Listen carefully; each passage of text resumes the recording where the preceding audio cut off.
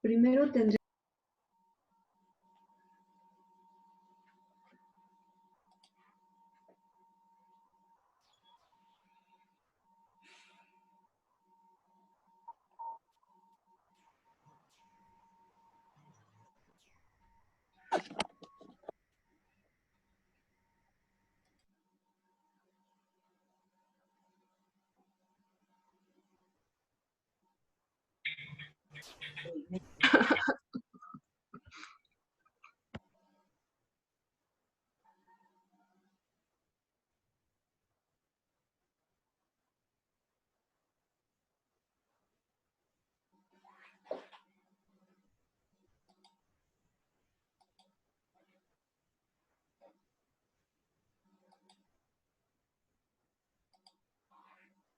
Buenas tardes. Buenas tardes, profe. ¿Cómo están? Gracias, ¿y usted? Qué bueno, bien, gracias. Qué bueno, profe. Vamos a esperar tantito a ver si llegan más. Con dos más y empezamos, si están de acuerdo. Falta uno.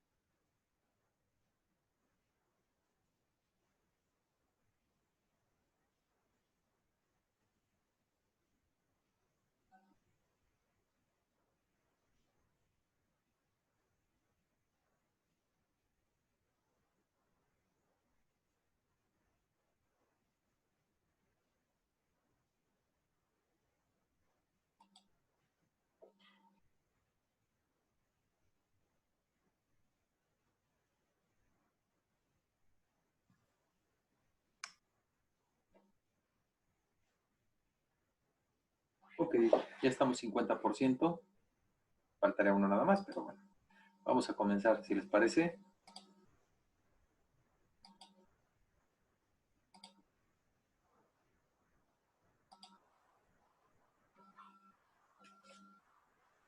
Hoy vamos a ver un método numérico que se llama sección dorada.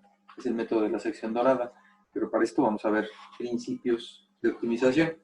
Es un poquito de texto al principio, pero pues es necesario para entrar en contexto con lo que vamos a tocar el día de hoy.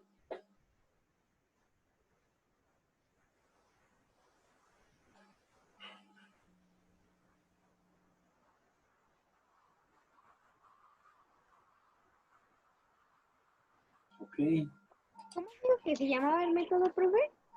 Es el método de la sección dorada. Ok, gracias. Sí. Entonces, aquí están entrando, déjenme ver. Entonces, las técnicas de optimización. Sabemos que, pues, que para optimizar cualquier sistema que tengamos, pues, es necesario primero establecer una función objetivo y con respecto a esa, pues tratar de buscar, ya sea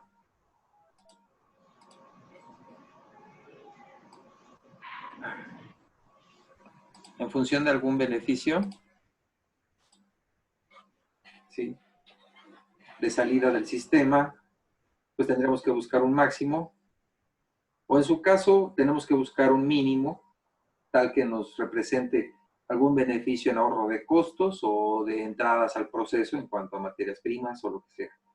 Entonces, todas las relaciones adicionales que encontramos en nuestro sistema que forman, pues, los balances de materia, energía, ecuaciones de diseño, algunas restricciones para las variables, todo eso constituyen las restricciones bajo las cuales esa búsqueda de máximos o de mínimos se tendría que llevar a cabo.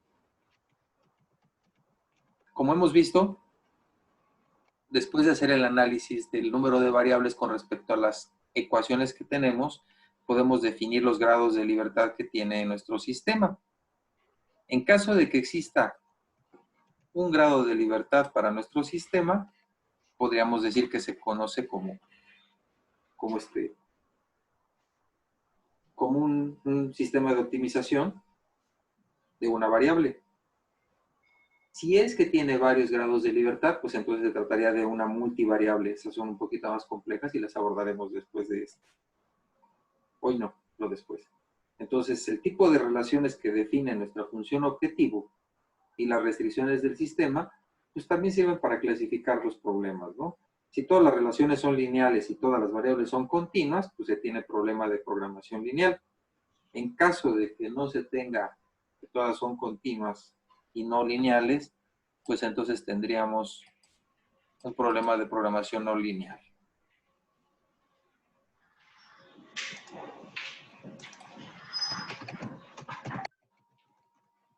Entonces, el caso más simple para solucionar un problema de optimización es cuando se pueden usar los principios del cálculo diferencial. Recordemos pues que cuando vimos cálculo diferencial, cuando obteníamos la primera derivada y le igualábamos a 0, ¿sí? Lo que obteníamos era justamente un máximo o un mínimo de esa función, mientras que la segunda derivada nos daba, si había cambios de signo, nos daba puntos de inflexión y nos decía si realmente estábamos frente a un máximo o frente a un mínimo. Esos eran nuestros criterios cuando aplicábamos los principios de cálculo diferencial. Pero pues eso requiere que las relaciones matemáticas sean explícitas y continuas, y obviamente derivables, y pues en muchos casos esto no se cumple con nuestras condiciones de nuestros procesos, porque sí muchas veces vienen dadas los datos en forma de tablas o de gráficas, y pues no puede usarse directamente esos principios de cálculo diferencial a los que hacemos referencia. Y sí, pues esto es muy común en sistemas ingenieriles y pues establece la necesidad de encontrar técnicas de la búsqueda de máximos o de mínimos. Entonces, estas técnicas de búsqueda pues se basan, las que vamos a ver ahorita, en particular la de la sección dorada. Hay una que es muy parecida que se llama la bisección. Se basan en el concepto de eliminación de regiones. Es decir, la función objetivo se evalúa en varios puntos contenidos en el espacio de búsqueda y rechazamos las regiones que tienen los peores valores obtenidos bajo criterios, obviamente, y la región que permanece pues contiene el mejor punto que se ha detectado hasta ese momento. Este proceso se repite iterativamente, de tal forma que la región de búsqueda se va aislando y se va acotando hasta que contenga el punto óptimo dentro de una aproximación deseada.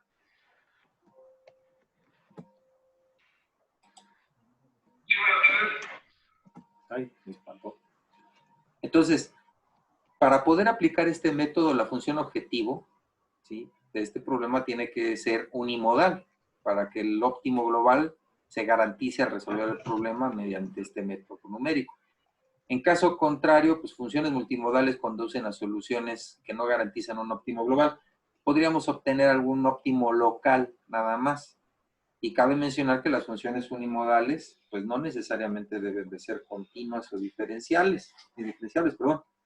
En este caso, las gráficas de las funciones que nos muestran aquí, esta sí contiene un máximo, pues hasta acá se obtendría el máximo, ¿sí? Aquí sería un mínimo local, ¿sí? Pero estas son unimodales porque no contienen varios máximos o mínimos. En este caso estamos hablando de una función discontinua y aún así es aplicable, donde el máximo lo obtendríamos en este punto. Esta, ¿sí?, aquí como dice es multimodal, es decir, aquí podríamos tener un máximo, aquí tendríamos un mínimo y aquí tendríamos otro máximo. En este caso, se podría aplicar el método siempre y cuando acotáramos a cierta región. Desde aquí hasta aquí, podríamos aplicar el método para encontrar un máximo aquí, o de aquí a aquí, y podríamos encontrar otro máximo acá, o esta parte de la función, para poderla invertir y encontrarla como un máximo, todo lo que se debería de hacer nada más sería multiplicar por -1 toda la función, y obtenemos la inversa de esto. ¿Sale? Entonces, desde aquí partimos ya con el método que les comentaba, que se trata de la sección dorada, ¿sí? Y dice, la optimización en una sola variable tiene como objetivo encontrar el valor de x que da un extremo, ya sea un máximo o un mínimo de la función f de x. La búsqueda de la sección dorada es una técnica de búsqueda para una sola variable, sencilla y de propósito general.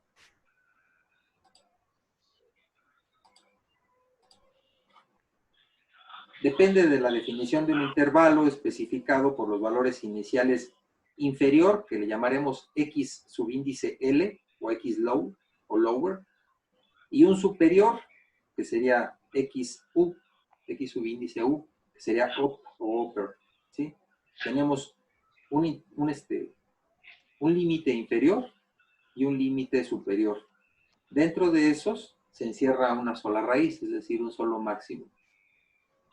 En este caso, se puede comenzar por definir un intervalo que contenga una sola respuesta, es decir, el intervalo deberá contener un solo máximo y por eso se llama unimodal, de lo que acabamos de platicar hace ratito.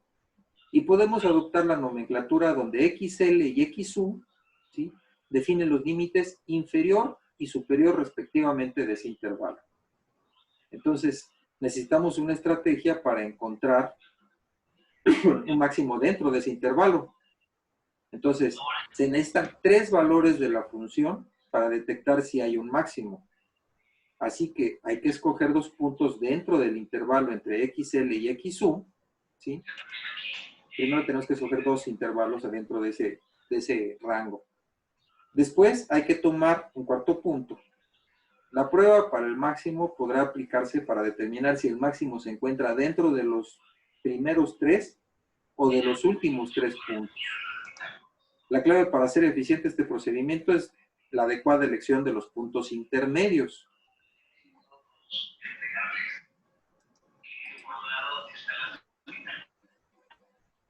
Entonces, la clave para este proceso, para este método de la sección dorada, pues es hacer eficiente este procedimiento eligiendo correctamente los puntos intermedios. La meta es minimizar las evaluaciones de la función reemplazando los valores anteriores con los nuevos. Y esta meta se puede alcanzar especificando que las 2 siguientes condiciones se satisfagan. Esta es la condición 1 y esta es la condición 2. Si vemos, aquí tenemos el gráfico de esta función f de x, ¿sí?, donde nosotros acotamos nuestros intervalos entre xl y xu. Dentro de xl y xu va a estar contenido nuestro máximo, si se dan cuenta. Entonces, tenemos que satisfacer estas 2 relaciones. L0, como bien lo quiera dice, sería la longitud total, ¿sí?, que está acotada aquí, L0, que va desde XU menos XL. Este es L0. Y L0 va a ser igual a L1 más L2. Quiero que noten aquí, por favor, que L1 es mayor a L2. ¿Sí? Entonces, la primera condición especifica que la suma de las 2 sublongitudes L1 y L2 debe ser igual a la longitud original del intervalo, es decir, XU menos XL. Y la segunda indica que el cociente o razón entre las longitudes debe de ser igual, debe ser proporcional. Es decir, si yo divido la longitud L1 entre L0, que es el total, debe de ser exactamente igual a L2 entre L1. Esa es una proporcionalidad que vamos a guardar. ¿Hasta aquí vamos bien? Sí, profe. Ok.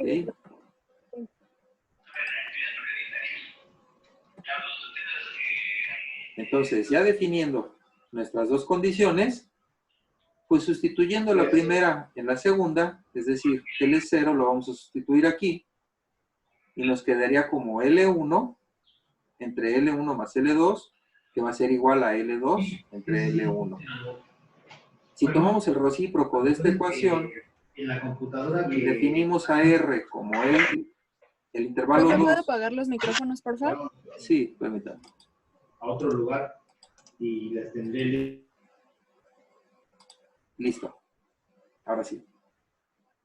Entonces, de esta expresión, que es la que nos lleva a la proporcionalidad de las secciones, le tomamos el recíproco, es decir, vamos a hacerlo a la menos 1, donde esto va a quedar como numerador, esto como denominador, y igualmente en esta parte, y definimos a R, ¿sí?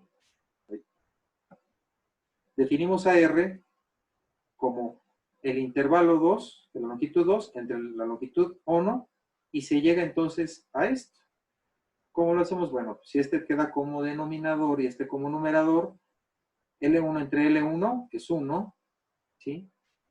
Y nos quedaría L2 entre L1, que no es otra cosa más que R, y es igual, aquí nos quedaría L1 entre L2, pues es el inverso de R, ¿sale? Despejando esto para igualarlo a 0, esta va a pasar multiplicando, ¿sí? Y nos multiplica, y entonces nos queda como R más R cuadrada menos 1 igual a 0. Entonces sería R cuadrada más R menos 1 es igual a 0, lo cual representa perfectamente la ecuación cuadrática, de la cual vamos a obtener la raíz positiva, ¿sí? Entonces el valor de R solamente lo consideraremos para la raíz positiva, recordando pues que la cuadrática nos dice que en este caso R va a ser igual a menos B, tomamos solamente la parte positiva, más B cuadrada menos 4AC sobre 2A, siendo A igual a B igual a 1 y C igual a menos 1. ¿Sí están de acuerdo? Sustituyendo estos valores, nos queda menos B más la raíz cuadrada de 1, porque es 1 por 1, pues es 1, eso es 1 al cuadrado, menos 4 por A por C, pero como es 1 y 1, nos queda menos 1 entre 2A. Esto es igual a raíz de 5 menos 1, ¿están de acuerdo? Sobre 2, y esto es igual a 0.61803398, bla, bla, bla, demás dígitos, ¿sí? Este número es muy importante. Este número se le denomina como la razón áurea o la razón dorada. Y como a modo de, pues de descripción, les pongo esto. La razón dorada y los números de Fibonacci. Y nos dice pues que en muchas culturas a ciertos números se les otorgan algunas cualidades. Por ejemplo, en Occidente se suele decir que el 7 es de la suerte o el 13 es de mala suerte. Pero en este caso los antiguos griegos llamaron al siguiente número la razón dorada o razón áurea, que es raíz de 5 menos 1 sobre 2, y es el que acabamos de encontrar. Esta razón fue empleada con gran número de propósitos, incluyendo el desarrollo del rectángulo de la figura esta aquí. Tales proporciones fueron consideradas por los griegos como estéticamente agradables, y más aún hay algunos conceptos de mecánica fractal que lo utilizan porque esto reproduce curvaturas en la naturaleza. Bueno, ya lo veremos después si quieren. Ese sería nada más como tema de cultura general. Entre otras cosas, muchos de los templos siguieron esta forma, estas proporciones. Y la razón dorada como tal,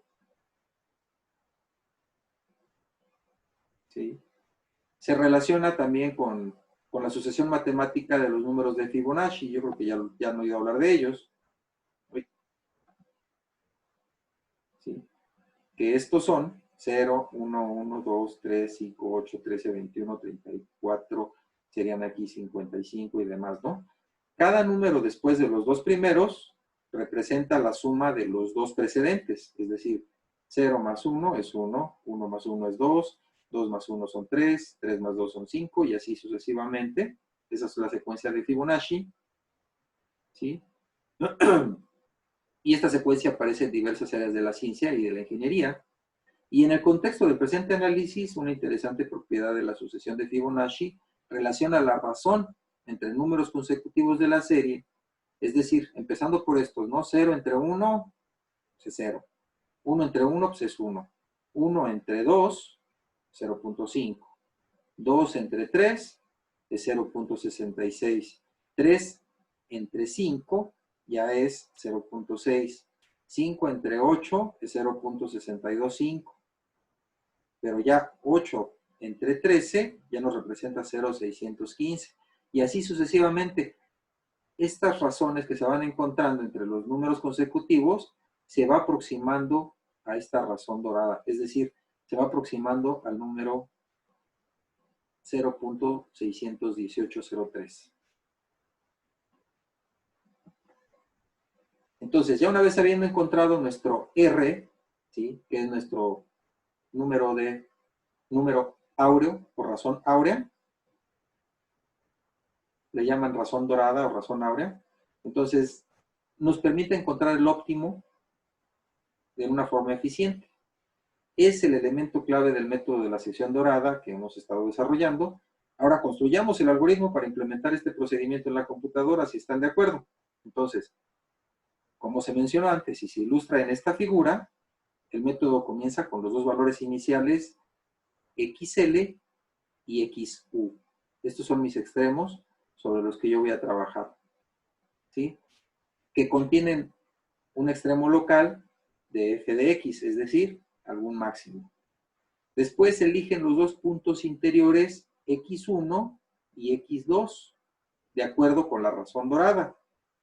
Entonces, esta d, que va a ser la distancia entre xl y x1, ¿sí?, no va a ser otra cosa más que la razón áurea por xu menos xl. Esta parte sí queda clara. ¿Por qué se escoge esto?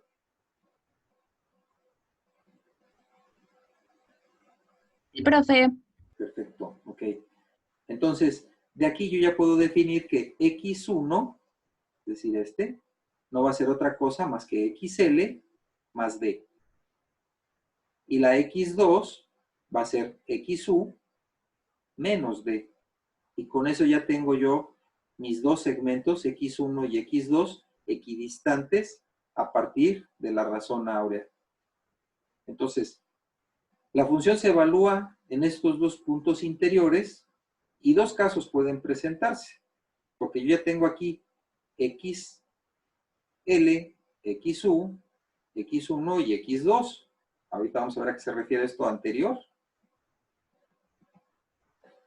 Entonces, los dos casos que se pueden encontrar cuando se evalúa la función en x1 y x2 es el caso 1. Primero, si, como en el caso de esta figura, la función en x1 es mayor a la función en x2, ¿sí?, entonces el dominio de la x a la izquierda de x2 y de xl a x2 se puede eliminar, ya que no contiene el máximo. ¿Están de acuerdo? En este caso, x2 será el nuevo xl en la siguiente vuelta. ¿Sí es claro esto? ¿Dónde está x1 y dónde está x2?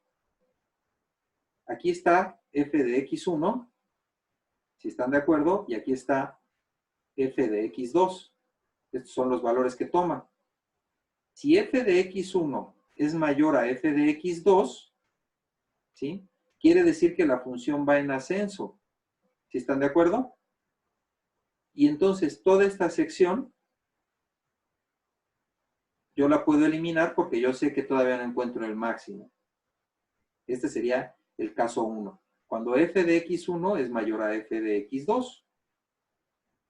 Ahora, si por el contrario, el caso 2 ocurre cuando f de x2 es mayor a f de x1. ¿Qué ocurriría aquí? Bueno, pues que para acá, por acá arriba va a quedar, la curva quedaría así más o menos, ¿no? Es decir, f de x2 va a ser mayor a f de x1. En este caso viene para acá el sentido, ¿sí? O en su defecto, va decreciendo la función. Quiere decir, pues, que el dominio de la X a la derecha de X1, es decir, para acá, y de X1 a XU podrá eliminarse. En este caso, X1 será nuestro nuevo XU en la siguiente iteración. Quiere decir, pues, que la función está ascendente hacia este caso, y de X1 a XU, toda esta parte yo la puedo eliminar, porque yo sé que aquí no está contenido el máximo, sino que está hacia este punto. Y entonces X1 será mi nuevo XU, en el caso 2. ¿Sí está bien?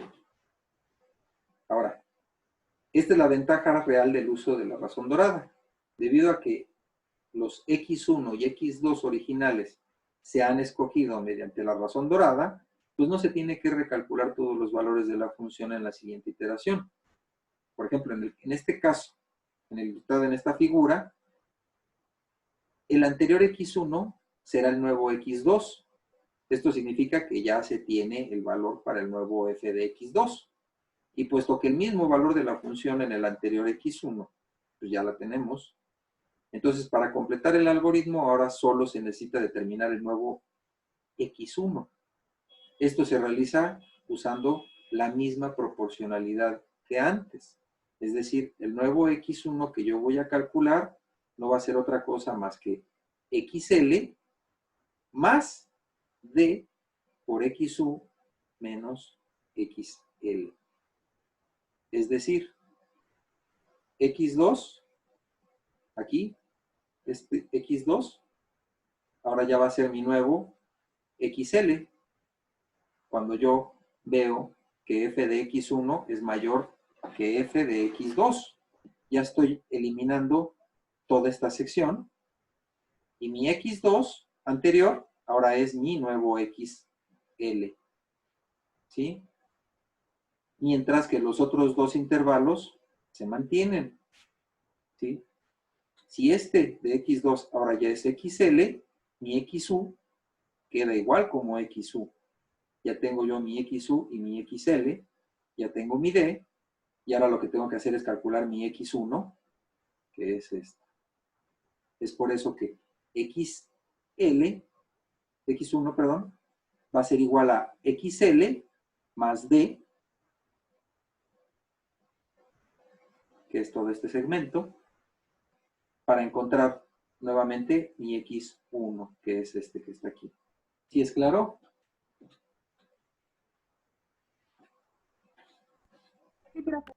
Perfecto.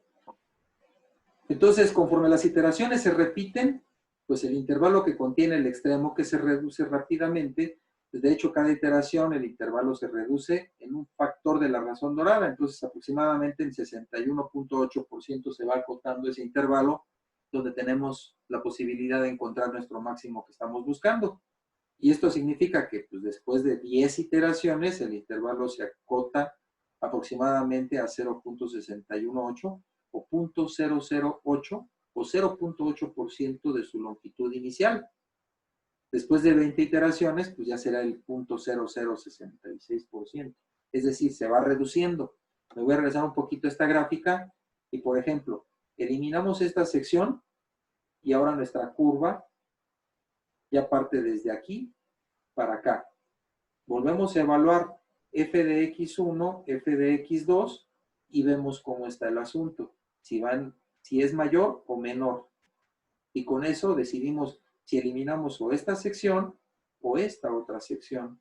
Y vamos acotando y vamos reduciendo los intervalos de trabajo y vamos llegando a un punto donde x1 sea lo más parecido a x2. Cuando esto ocurre, ya estamos sobre el punto máximo. Entonces, nos quedan 10 minutos. Vamos a analizar este problemita. Y regresamos a hacer alguno otro, si les parece. Entonces, el planteamiento del problema, pues use la búsqueda de la sección dorada para encontrar el máximo de f de x, que no es otra cosa más que 2 seno de x menos x cuadrada sobre 10. Esto dentro del intervalo XL, que va a ser igual a 0, y XU, que va a ser igual a 4. Entonces, lo primero,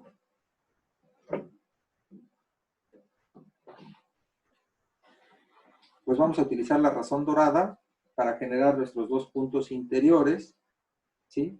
Primero comenzamos calculando nuestra D, ¿sí? Que es la distancia que guarda desde X1 desde XL hasta X1, para calcular X1, y sabemos que D no es otra cosa más que este número de aquí. Si están de acuerdo, pues lo podríamos acotar para no ponerlo tan grande. Si tenemos la facilidad, porque ahorita lo vamos a hacer en Excel, pues lo vamos a dejar completo.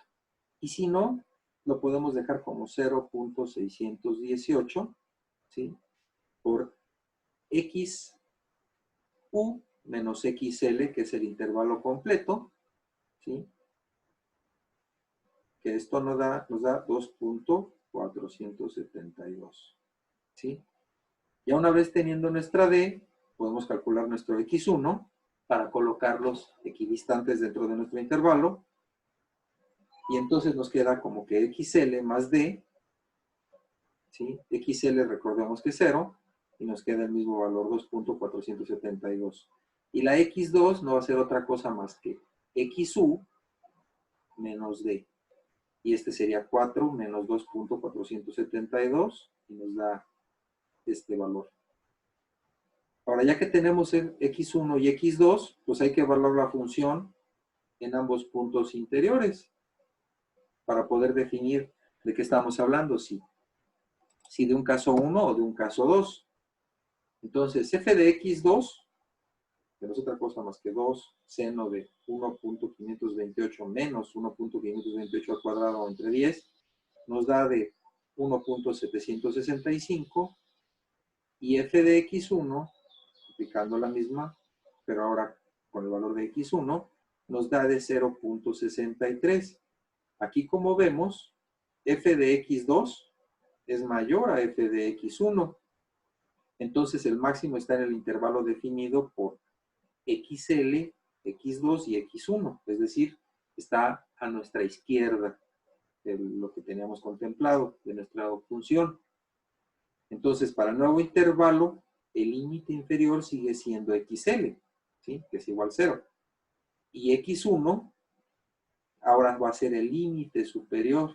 Vamos a acotar desde X1 y vamos a borrar todo hasta XU. Esto es, X1 ahora va a ser XU y es igual a 2.472. Además, el primer valor X2 pasa a ser el nuevo X1, es decir, X1 va a ser igual a 1.528. Y asimismo, no se tiene que recalcular f de X1, ya que se determinó en la iteración previa como f de 1.528 es igual a 1.765. Todo lo que falta es calcular la nueva razón dorada, y entonces X2, ahora lo vamos a calcular XU, que ya es 2.472, ya no es 4, menos XL, que ahora sigue siendo 0. Y ahora ya tenemos este valor para D. Recalculando nuestra X2, va a ser XU menos D, y nos da de 0.944 nuestra nueva X2. ¿Sí?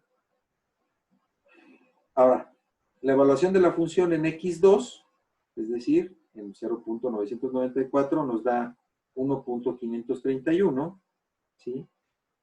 Y como este valor es menor que el valor de la función en X1, pues el máximo está dado ahora en el intervalo X2, X1 y XU. ¿Sí?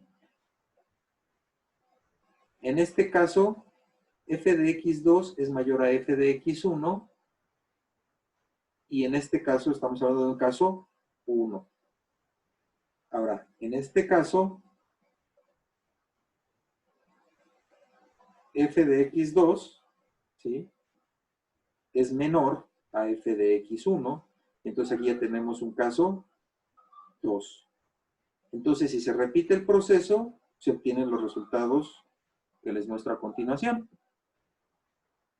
Esta sería la iteración, número de iteración, ¿sí? XL y XU, que nos están dando como 0 y como 4.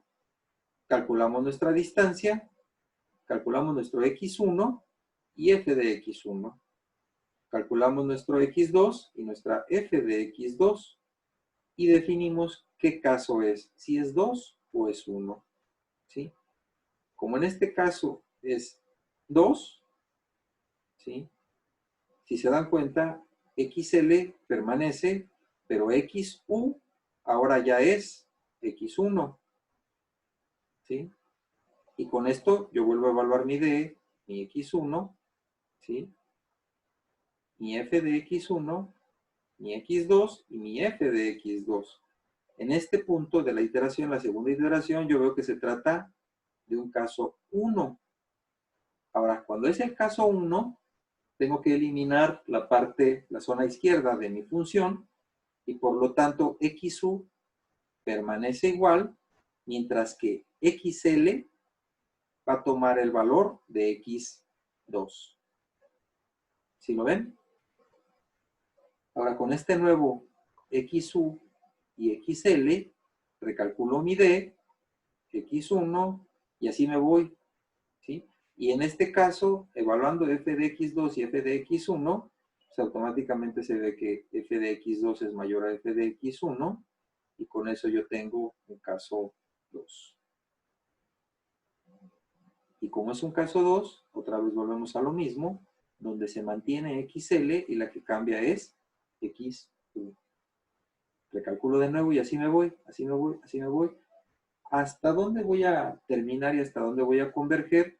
Dense cuenta de los valores que están tomando tanto X1 como X2. ¿Sí?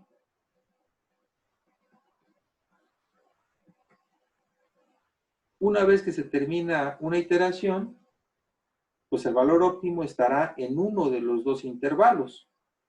Si X2 es el valor óptimo de la... ¿Sí? Entonces No le escucho, perdón. No le escucho, perdón. no me escuchan. Hábleme fuerte, por favor. Sí le escucho, pero muy lejos.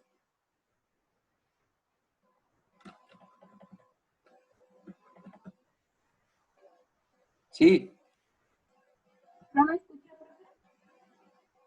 más o menos.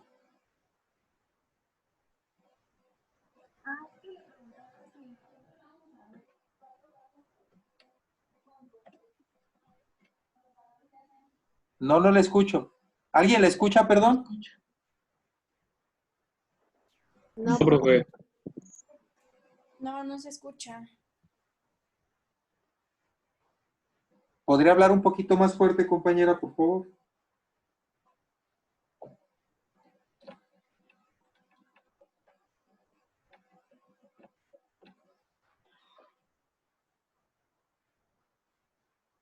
Újule. Pues creo que ya no. Miren, ahorita ya nos queda un minuto, me voy a quedar hablando solo como costumbro. Nos volvemos a conectar ahorita a las 7, si están de acuerdo. Vale, profe, ¿está bien? ¿Sí? Profe. sí, profe. Para hacer nuestro Excel y resolver algunos otros ejemplillos de este método de la sección dorada, si están de acuerdo. Sí. ¿Ok? Sí, profe. Sí, profe. Sí, para ver si se mejora el audio y nos puede comentar su duda. ¿Sale, compañera?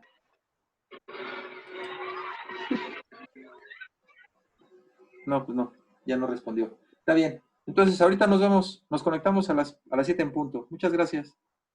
Gracias, profe. Bye. Bye, bye. Sí, profe.